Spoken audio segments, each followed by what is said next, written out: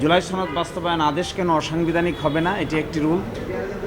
আরেকটি রুল হলো সংসদ সদস্যদেরকে শপথ বাক্য পাঠ করানোর জন্য যে চিঠি দেওয়া হয়েছিল, ওই চিঠির দ্বিতীয় অংশ সংবিধান সংস্কার সভার সদস্য হিসেবে শপথ নেওয়াটা কেন অবৈধ হবে না, এটি আরেকটি রুল। আরেকটি রুল হলো গণভোটের সেকশন 3-এ যে 4টি প্রশ্ন দেয়া আছে সেটি কেন অবৈধ হবে না, এটি আরেকটি পার্ট অফ দ্য রুল।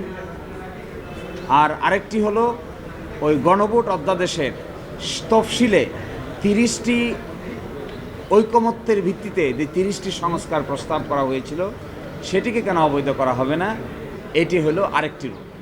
এই 4টি সেপারেট রুল জারি হয়েছে দুটো রিট পিটিশন। 30টি বিষয়ে যেখানে বিএনপি সহ সকল রাজনৈতিক দল একমত হলো, সেই 30টি বিষয়কেও রুলের অধীনে কার ইনস্ট্রাকশনে আনা হলো এটি আমরা এখনো পর্যন্ত বোধগম্য নই।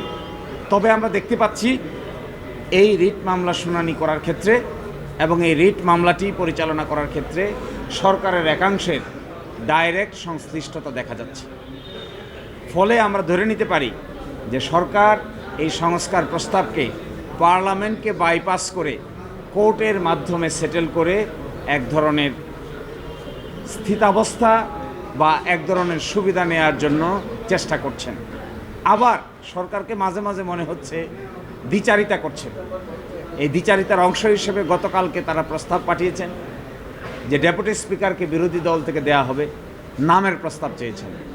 অথচ ডেপুটি স্পিকারের এই বিরোধী দল থেকে দেওয়া হবে এটা একমত পোষণ করা হয়েছিল যে 30টি প্রস্তাবের মধ্যে